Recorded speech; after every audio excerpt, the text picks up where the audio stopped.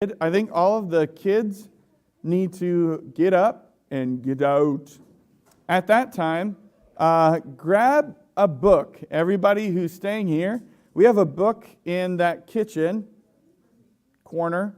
Go ahead and get up right now and grab a book, or hey, I think we've got guys that'll hand them out. I'm sorry. That'd be so much more better. We got Nathan and Ronnie that'll hand you a book. Grab a book and something to write with. You might have something to write with in front of you.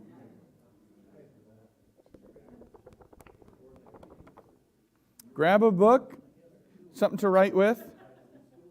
It can be a pen or a pencil, it doesn't matter. This is your book. See, mine is orange because I'm special. And yours is black.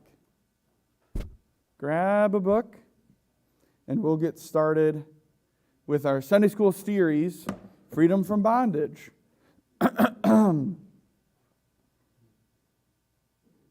Okay, how about right away, open your book, unless you're a visitor, and put your name in the front.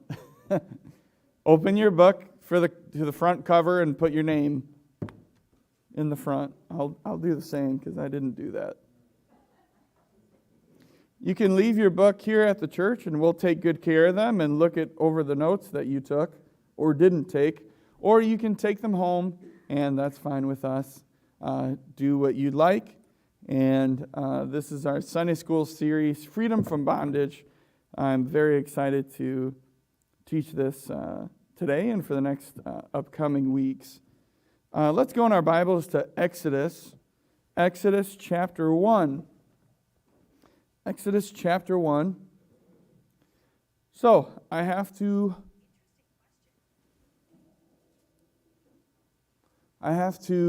warn you, I think I have a long way to go. And what I mean is, it starts me on page 3, and then I have to go to page 21. I might be quick, but if we start discussing things and things like that, then I might not finish the whole lesson 1 today, is what I'm saying. Okay? Very good. Exodus 1, and in your book, it should be page 8 and 9. 8 is on your left, 9 is on your right, is where you should be in your book. Exodus chapter 1, and we're going to read verse 1 through 10. Exodus 1, verse 1 through 10. These are the names of the children of Israel, which came into Egypt. Every man and his household came with Jacob. Reuben and Simeon, Levi and Judah, Issachar, Zebulun and Benjamin, Dan and Naphtali, Gad and Asher. And all the souls that came out of the loins of Jacob were 70 souls, for Joseph was in Egypt already. And Joseph died, and all his brethren, and all that generation. And the children of Israel were fruitful, and increased abundantly, and multiplied, and waxed exceedingly mighty, and the land was filled with them. Now there arose a new king over Egypt, which knew not Joseph. And he said unto his people, Behold, the people of the children of Israel are more mightier than we. Come on, let us deal wisely with them, lest they multiply. And it come to pass that when they falleth out any war, they join also our enemies and fight against us, and so get them up out of this land. So that'll be our text verses, Exodus 1 through 10 this morning. Introduction. Throughout God's Word. By the way, take notes, write things down. This is your book. Make a mess. Take notes and write stuff down. Maybe write down Exodus 1 through 10 if it's not already in there. Introduction. Throughout God's Word, we see the power of God to deliver out of bondage. Not only does the New Testament tell us of how Jesus breaks Satan's power on the cross and delivering us from the bondage of sin, but through this story of the Israelites in the Old Testament, we see a physical picture of how God delivers us. Years later, and then I skip a little bit, so some things might not make sense. Years later, Joshua reminded the children of Israel of God's deliverance throughout this great exodus as an encouragement when they face new battles. And that's Joshua 24:17. So he says, hey, we physically got delivered out of bondage. Do you have Joshua 24:17, Nathan? For the Lord our God, He it is that brought us up and our fathers out of the land of Egypt from the house of bondage, and which did those great signs in our sight, and preserved us in all the way wherein we went, and among all the people, though through whom we passed. The book of Exodus is the second of 5 books called the Pentateuch. Egypt was the dominant world superpower at this time. Other countries featured in the Old Testament, like Babylon and Persia, were centuries away from rising to power. Okay, so I'm going to stop on the book here, and let's have a little discussion. How did we get here? So where are we? Israel is in bondage to Egypt, and they're serving their slaves to the Egyptians. That's where we're starting, but how did we get there? Does anybody want to answer that?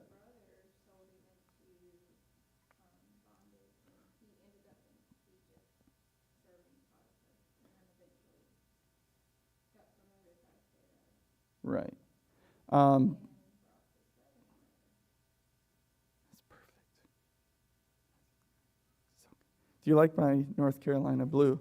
Yes, that was totally on purpose. It was not on purpose at all.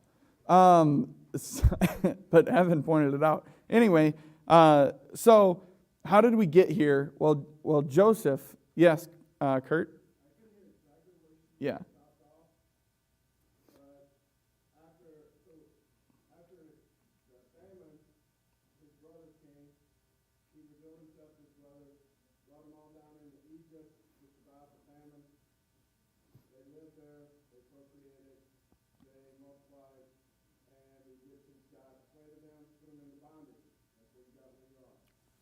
That's exactly it. That's perfect. Do you remember the story of Joseph? His brothers sold him into slavery, and then that slavery went to Egypt, and then Joseph was there, and it mentions this in Exodus. Exodus 1:5. Exodus 1:5. And all the souls that came out of the loins of Jacob were 70 souls, for Joseph was in Egypt already. Remember that story of the Bible where Joseph got sold by his brothers into slavery? He had a coat of many colors. That's the context of where we're at. So he goes to Egypt, and then, as Kurt said, he lives there, and then his brothers come there. So now there's all of his brothers, which was like 7 11 brothers. Yeah, exactly. The 11 brothers, just as I read. And so now those brothers come to Egypt because there was a famine in the land, and there wasn't a famine in Egypt. So they come to Egypt, and then they live there and procreate there, as you said. And then now the Israelites are growing and growing and growing, and it all started from Joshua being sold and then his brothers joining him in Egypt. That's how we got to where we are. Exodus begins its history around 1850 BC with a summary of Joseph and the rest of the Israelite tribes coming to Egypt when Joseph was a ruler under Pharaoh. Later, the birth of Moses is recorded, and then the Israelites' actual exodus. Joseph, the son of Jacob, had been in the midst of the Egyptians by divine appointment. His brothers had sold him into slavery, and he was taken to Egypt. He was falsely accused by Potiphar's wife and cast into prison. While he was there, the Lord raised up to interpret the dream of Pharaoh. The dream was of a coming famine, and Joseph interpreted the dream. He was highly esteemed by Pharaoh and was placed in the position of prominence. God blessed Joseph and gave him great favor with the Pharaoh, so that Joseph and his family were given land, and the father and his brothers were invited to come to live in Egypt. Over the years, the families of the children of Israel grew larger, and God continued to bless them. Exodus 1:7, you should be there in your Bibles already. Exodus 1:7, and the children of Israel were fruitful and increased abundantly and multiplied and waxed exceeding mighty, and the land was filled with them. But as we read, and the land was filled with them. So number one, this is the first point that we have. Number one, a hateful culture. Write that down, please. A hateful culture. Number one, a hateful culture. Even though the children of Israel were in bondage, they were growing in number and becoming fruitful. Suddenly the spirit of the culture toward them began to change. While they had been tolerated as working slaves, they were now becoming an intimidating force by the sheer number of their population. Now put 1A, or just the letter A. 1A, or the letter A, unfamiliar with Joseph. Unfamiliar with Joseph. Throughout the years of Egypt's early history, there were many different dynasties, and it was during the 17th dynasty, the Hyksos dynasty, that Joseph first came to Egypt. It was during this time that Joseph was elevated and appreciated, during this one ruler or dynasty, something like that. But in the 18th dynasty, the next one, the new king or the new pharaoh did not know Joseph and began to rule in an evil manner. This pharaoh was unfamiliar with how Joseph had been brought to Egypt by God's sovereignty and was apparently unaware of how he had saved the entire nation from starvation through his wisdom. Now, I wanted to add something, and we can discuss this or not, we can pass. Do you see something similar today with young people don't know the way it was like? And I can definitely include myself in that. I'm 28 years old.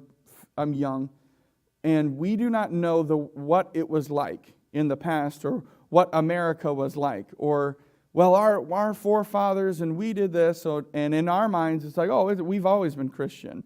Oh, we've always had these freedoms, and we were just given them. No, that's not true.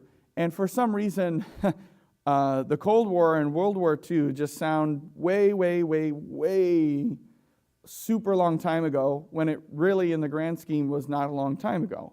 And so I can see a similarity with, all right, there's a new king, a new ruler, a new pharaoh, and he doesn't know Joseph. And more importantly, he doesn't know the God of Joseph.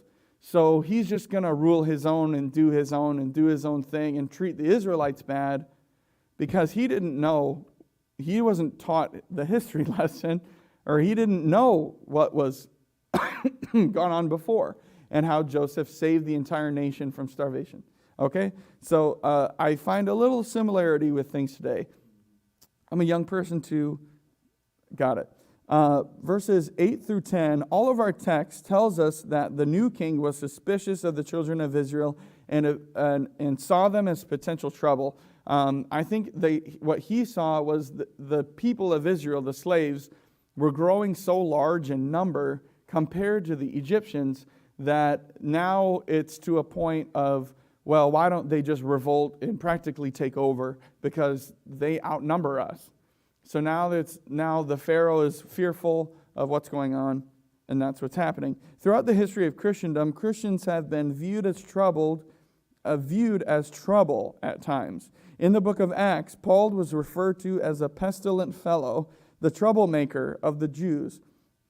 Many times when people are faithful to the Lord, the culture at large will see them as a problem. Acts 24:5. Yeah, perfect. For we have found this man a pestilent fellow and a mover of sedition among the Jews throughout the world, as a ringleader of the sect of the Nazarenes. So he's a troublemaker, causing trouble. Yet although culture is intolerant towards Christians, God's people have always survived and multiplied. Such is the picture as we see here with the children of Israel. They're growing stronger in the midst of their captivity. So letter A, unfamiliar with Joseph. Letter B, unfamiliar with Jehovah. Letter B, unfamiliar with Jehovah. The Pharaoh at the time was an idolater serving many gods. In fact, the whole reason that the many sins and difficulties existed in Egypt was simply because the king, the Pharaoh, and his people knew not the Lord. Exodus 5:2. Go to Exodus 5:2. And Pharaoh said, "Who is the Lord, that I should obey his voice and let Israel go? I know not the Lord, neither will I let Israel go." I mean, that's just clear as day, black and white. I don't know this Lord that you're talking about. Who is this person that you're talking about? I'm not going to let my slaves go. That's Exodus 5:2. Our nation today is a land that is often unfamiliar with Jehovah. Now we see another parallel of what's going on today. Our leaders are removing the 10 Commandments from public places, disallowing prayer in public schools, and seeking to remove the remembrance of God in every area that they can. Spiritually speaking, we are living in an Egypt today, surrounded by a culture that does not know Jehovah. Because of that, our opportunity is great to declare God's glory in this pagan culture. Psalm 96:3, declare his glory. Psalm 96:3, declare his glory among the heathen, his wonders among all the people.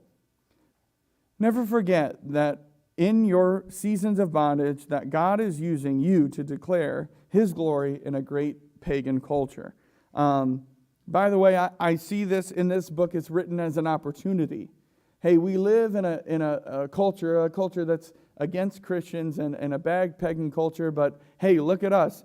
We have a great opportunity to reach people.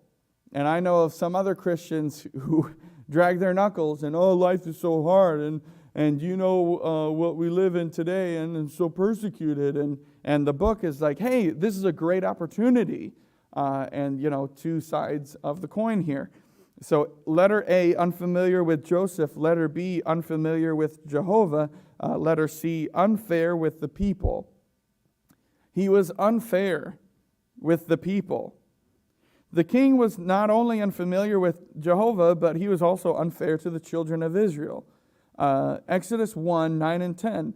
He had said unto his people, behold, the people of the children of Israel are more and mighty than we are. Come on, let us deal wisely with them. Let us multiply.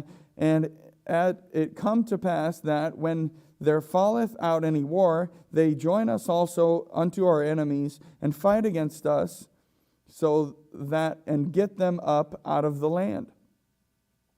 Then he's saying we have a problem with all these Israelites being in our land. Genesis 47:5 and 6. Genesis 47:5 and 6. And Pharaoh spoke unto Joseph. It's saying, it wasn't always this way, is I think where we're going. It wasn't always this way. So now in Genesis, we're going back in time to Joseph. Thy father and thy brethren have come unto thee, and the land of Egypt is before thee, the best of the land. Make thy father and thy brethren to dwell. He said, he's given them the best of the land, it says. The best of the land. Your father and your brothers can dwell in that land. In the land of Goshen, let them dwell. And if thou knowest any men of activity among them, then make them rulers over my cattle. They were good friends. There was no problem at this time when Joseph was around and his brothers. But now, where we're at in our story today in Exodus, there's a big problem. And it's the sheer number of how many Israelites there are, and Pharaoh sees that as a threat toward his country. Previous pharaohs accepted and welcomed the children of Israel, even encouraged leadership. But this Pharaoh, motivated by fear, became mean, intolerant toward the people and the children of Israel. All right, now there's a discussion, and you'll see this, I think, on the left of the book that you have. The Egyptian Pharaoh hated the Israelites because he didn't know the God of Joseph. In what ways do we see hatred toward Christians in our culture today? And how does that hatred connect with the lack of knowledge toward God?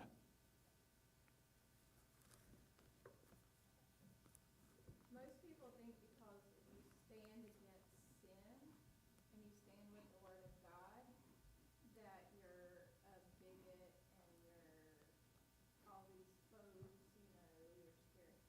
So I think we get labeled sometimes because we stand with the truth of the Word of God or morality that the world sees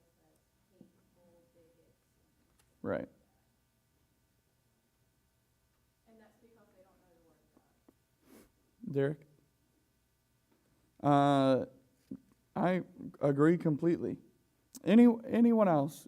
Anyone want to cut in? In what ways do we see hatred toward Christians in our culture today? And how does that hatred connect with a lack of knowledge toward God? Yes. One thing that came to my mind is our home is heaven, so don't get too comfortable in Goshen. Yeah. All right, we will move on. Exodus 1:13. Exodus 1:13. And the Egyptians made the children of Israel to serve with rigor, and they made their lives bitter and with hard bondage in mortar and brick and all manner of service in the field. All their service wherein they made them serve was with rigor. So what this tells me, and I might say something a little crazy, but their bondage and their slavery got worse during this time. So that means that there was a time when it wasn't this bad. Because I think when we think slavery, we automatically think we see whips and we see, hey, get to work, and hey, move this thing and do this thing, and hard manual labor toward all people, no matter what. But I think if you read Exodus 1:13 and 14, it's saying that hard work and that slavery got worse, and they were harder on the Israelites. They were tougher on them. They expected more out of them to possibly build buildings or take care of their cattle and so on and so on. They expected a lot more out of them, and I believe during the time of Joseph and during the time of Joseph's brothers, and then as Israel grew in Egypt, the work was not so much a whip and so much, do this, grab this mortar and build this building and get to work. But it got increasingly worse as the threat of Israel got increasingly worse in Egypt. The phrase with rigor means with harshness and with severity, and the Egyptians treated them cruelly, whipping and beating them. The only materials they were given to make bricks for the giant Egyptian sculptures were straw and mud. They were under intense persecution and suffering great affliction. But when affliction came unto their lives, God had a purpose for it, just as he does with the affliction in our lives. Deuteronomy 4:20. But the Lord hath taken you and brought you forth out of the iron furnace, even out of Egypt, to be unto him a people of inheritance, as ye are this day.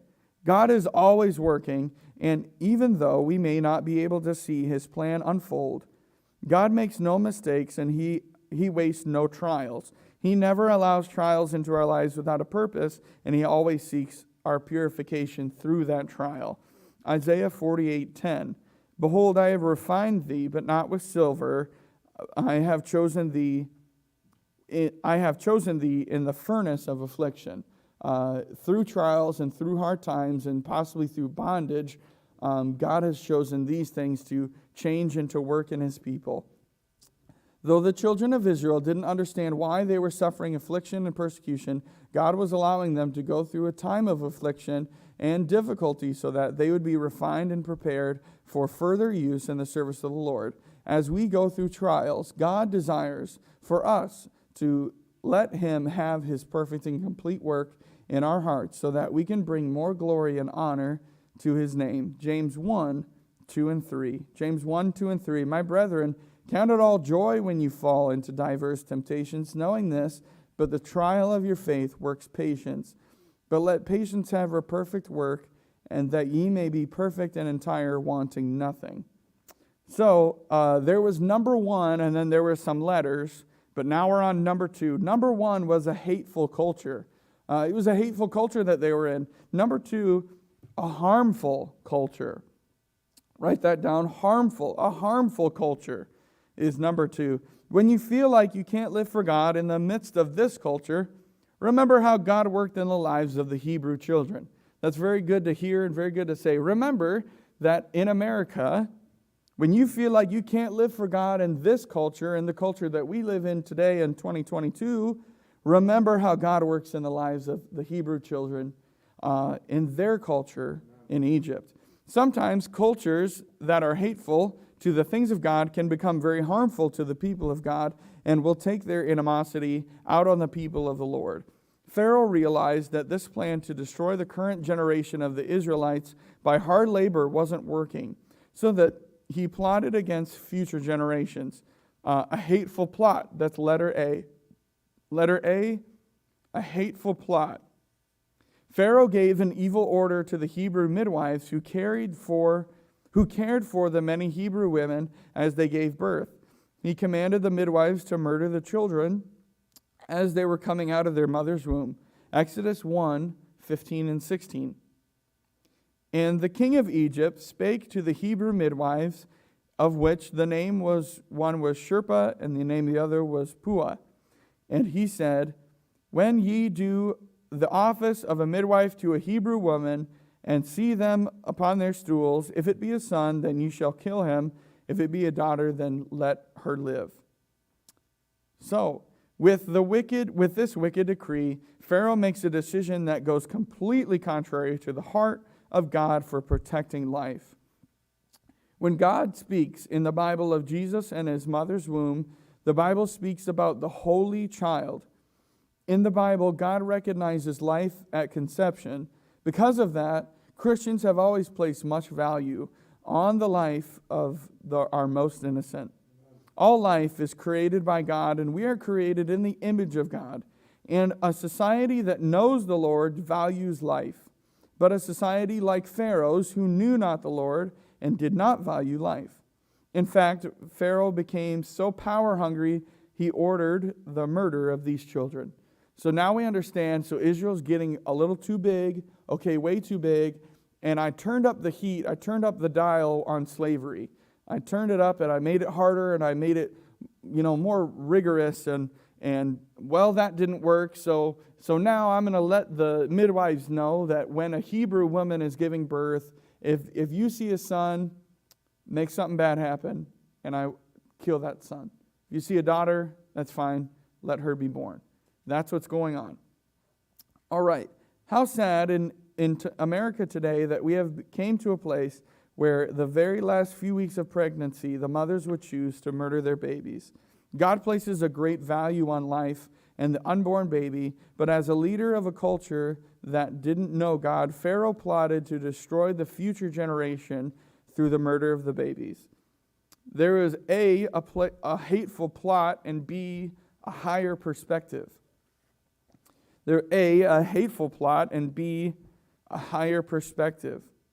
God always has a higher perspective on our lives. We normally don't understand everything that's going on in our lives at any given moment, and we need a higher perspective. Exodus 1:17. But the midwives feared God and did not as the king of Egypt commanded them, but saved the men children alive. I think a really big key, but the midwives feared God. And they had to make a choice between Pharaoh and God. And I also wonder,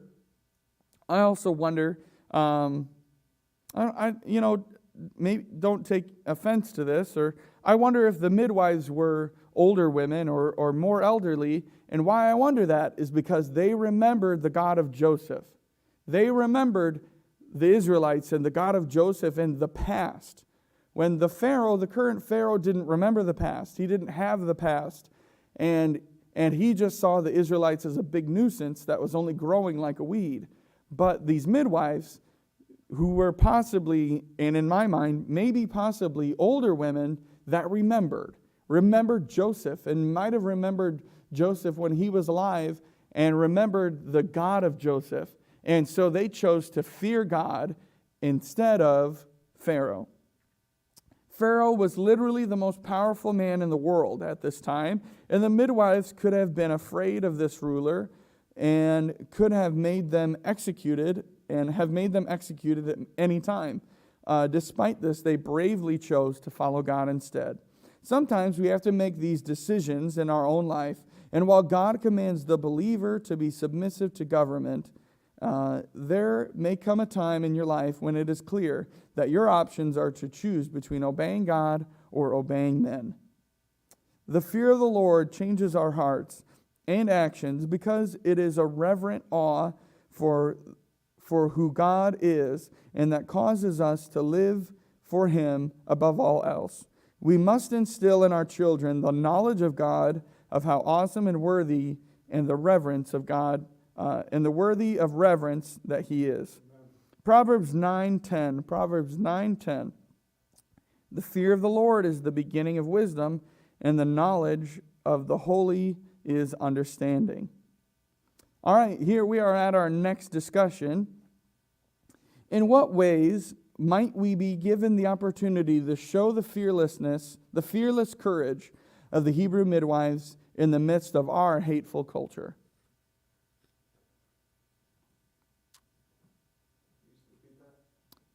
In what ways might we be given the opportunity to show fearlessness like the Hebrew midwives did in the midst of our hateful culture? Well, in the context of what you said, it could be standing up for life, as far as against abortion and everything.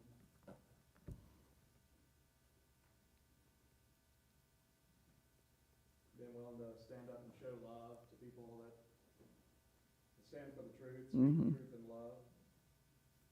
Miss Doria? If persecution comes into our country, that we defend those that are persecuted or support them. Not be afraid to stand by their side.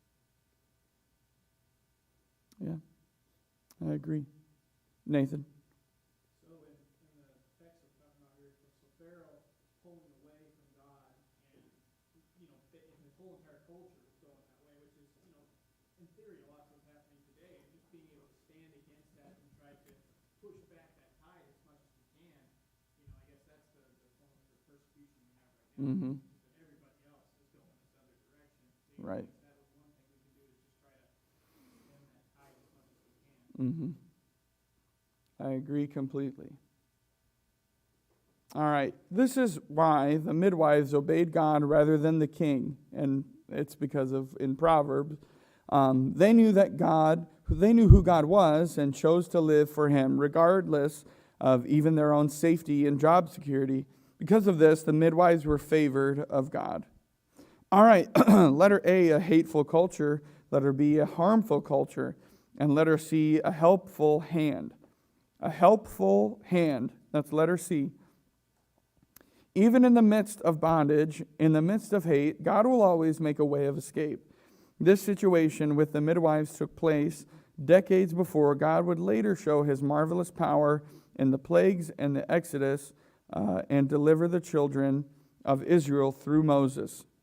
So what we're reading about of, the Israelites are getting a little too big, I'm getting afraid, we need to start increasing the slavery, increasing the load, and we need to start killing the babies.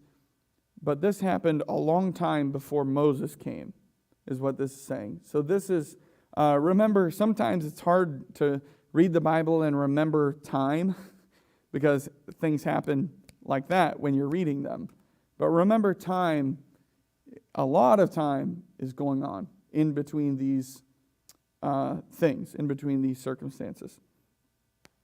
But often, long before God delivers, He prepares a deliverer. I want to say amen to that.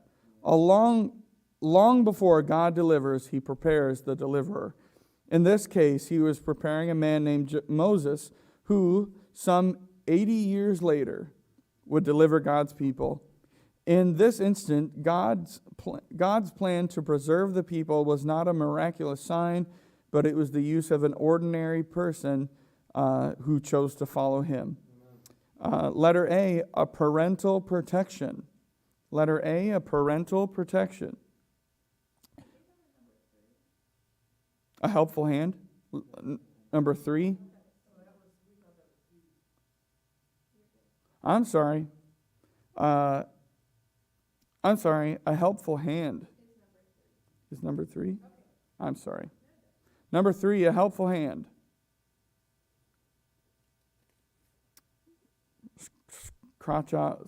scratch out C and put 3. A helpful hand, letter A, parental protection. A parental protection. When Pharaoh's plan to have the midwives kill baby boys didn't work, so he had 2 plans that weren't working, he told parents that they were responsible to cast their sons into the river. I don't think that's going to work either. It's just a wild guess. Exodus 1:22. And Pharaoh charged all his people, saying, every son that is born ye shall cast into the river, every daughter ye shall save alive. And in the midst of this time, a Hebrew couple gave birth to a baby boy named Moses. Exodus 2:1 through 6. Exodus 2:1 through 6. And there went a man of the house of Levi, and took a wife of the daughter of Levi. And the woman conceived and bare a son. And when she saw him that he was a goodly child, she hid him for 3 months. And when she could no longer hide him, she took him for an ark of bulrushes, and dabbled it with slime and with pitch, and put the child therein. And she laid it in the flags in the river brink. And his sister stood afar off to wit what would be done to him. And the daughter of Pharaoh came down to wash herself in the river, and her maidens along by the riverside. And when she saw the ark among the flags, she sent her maid to fetch it. And when she had opened it, she saw the child, and behold, the babe wept. And she had compassion on him, and said, this is one of the Hebrews' children. Moses' family probably had no idea how they could protect Moses. The most powerful man in the world just had commanded his entire country to hunt out every Israelite baby. But their faith in God was greater than their fear of the circumstances. Hebrews 11:23. By faith Moses, when he was born, was hid 3 months of his parents, because they saw he was a proper child and were not afraid of the king's commandment. Somehow God gave grace and strength so that Moses' mother could make a tiny ark to hold her baby and take him to the Nile River. The Nile River is known for its crocodiles. I kind of laughed at this. A 3-month-old baby. 3 months old. The Nile River is known for its crocodiles, and of course, rivers in general are not a safe place for a 3-month-old baby. No. That takes a lot of faith. And I'm sure mom had a hard time doing that. And you say, put faith in God, and God will take care of Moses. Nathan? You said that one of Pharaoh's things was that he commanded him to throw the babies in the river. Was there a long time between that plan he had and whenever the Moses thing happened, or were they trying to kind of follow that they put in a boat to shove them in the river?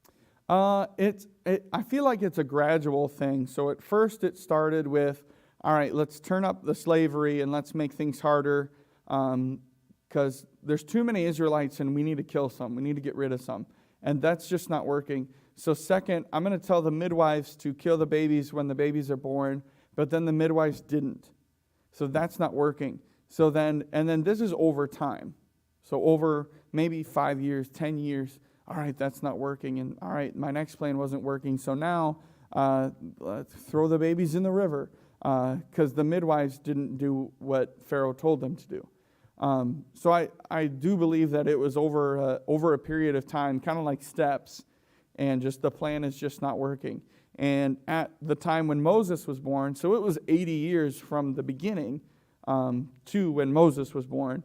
And when Moses was born, we were on the step of throw the babies in the river, find every Hebrew boy that is a child or young, throw him in the river and drown him. Kurt? Okay, so you talked about the Nile known for its crocodiles and all this, and it was, and that's why I threw the babies in the river, so the crocodiles could get them. But even in the midst of the storm, God provides a safe haven. If you look at where she placed the baby, you talk about putting in the river. She placed the baby where the daughter of Pharaoh came to bathe. Mm-hmm. So even in the midst of all this, God provided a safe haven place for them to Amen. place the baby. And I think they kind of knew this was where the daughter came, and they hoped maybe something that just, their hope in the Lord that He would provide was in the fact that maybe the daughter of Pharaoh would see him and do what she did. Mm-hmm. Amen. Yeah. Did you read that? That's really good. Not everybody. Uh, Oh, sorry, never mind. I just thought you could recap what he said. A lot of people don't hear it except through the speakers. mm-hmm. I'm sorry. Yeah. He's coming. I'll be able to hear what you said. I just said that even in the midst of all the storm and trials, God provides a safe haven. And so where she placed Moses was a safe portion of the river, because that was the portion of the river where the Pharaoh's daughters came to bathe. Pharaoh's not going to let his daughter bathe in the river full of crocodiles. He's going to eat her. So Mm-hmm. even with all the trouble that Pharaoh was trying to cause for the Israelites, he provided a safe haven for Moses to be placed in the river, and that Moses' parents knew this was a safe place. They placed it where the daughter of Pharaoh came, hoping maybe or praying that Pharaoh's daughter would find him and take care of him like she did. That maybe that was, God's Mm-hmm. plan for Moses was that, yeah, we got to throw him in the river. We can't hide him anymore. He's 3 months old. He's big. He's crying. He's making noise. We want him to get up and try to, roll around or whatever. How 3-month-old babies are. So we got to do something. So, like Nathan said, yeah, we got to throw him in the river. So here we're going to put him in this ark so he can float when we place him in the river. And we're going to place him in the river in this place God provided. Mm-hmm. That's safe from the crocodiles and the current and everything else and the bulrushes where the Pharaoh's daughters bathed, and God provided this safe haven. And He'll do that for us in our storms and our trials and our Amen. troubles. He's always going to Mm-hmm. provide you a safe haven. You just got to follow His plan, His will, get through the storm to where He wants you to go. Amen. Letter A, there's a parental protection. Letter B, a providential protection. Write that down. Letter B, a providential protection. Notice the incredible providence of God as Moses was found during the exact time that Pharaoh's daughter was at the river. I think Kurt was mentioning that. A great providence. Exodus 2:9. And Pharaoh's daughter said unto her, Take this child away and nurse it for me, and I will give thee thy wages. And the woman took the child and nursed it. Moses was not only found, but he was found by someone with the position to be able to keep him and a heart to take care of him. Even God arranged for Moses' own mother to take care of Moses for as long as she could. This meant that she was able to teach Moses about the one true God from the very early age. Afterward, Moses was trained in Pharaoh's court, giving him the skills to later lead the people out of Egypt.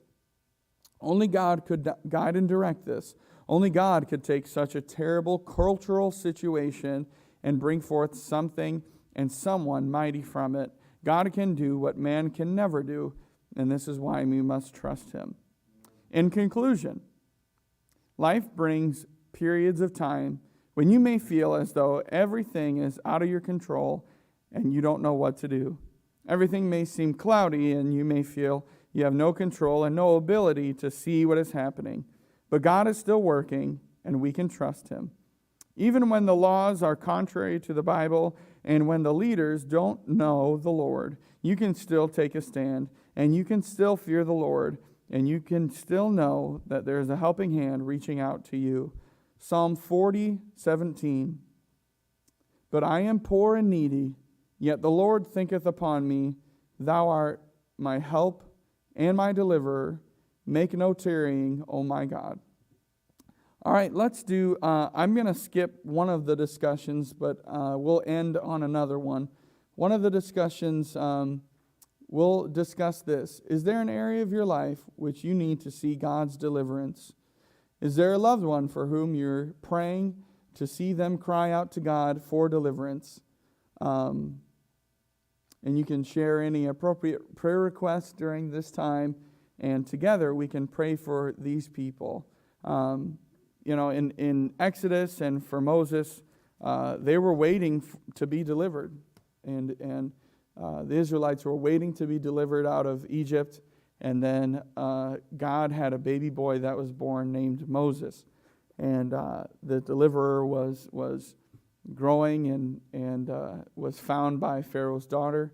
And anyway, God can deliver us from our struggles and our problems and from our bondage. And sometimes we might think, like, God, do you not see what's happening? And I'm sure Israel in slavery, in bondage, it's like, hey, God, like, hello, you see this? Do you see I'm being whipped? Do you see what's going on? Hello? And God sees this. God sees your trial. God sees your struggle. God sees what's going on. And we might think, well, why doesn't he intervene? Why doesn't he come in and save the day and Superman and everything will be okay? Like, well, God has his timing. And during this time, Israel was learning lessons and God was still with them. God never left them. And that's the same with us.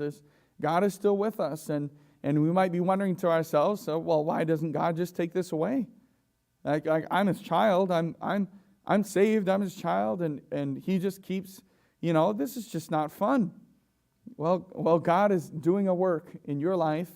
And I'm not going to pretend to tell you, only what God knows. And God knows what he's doing. Maybe I should just say that. God knows what he's doing. And Ryan doesn't know what God's doing, but God knows what he's doing. And we just need to give our faith to him, and that's sometimes a difficult thing to do. Any discussion to be had about this lesson today? Go ahead.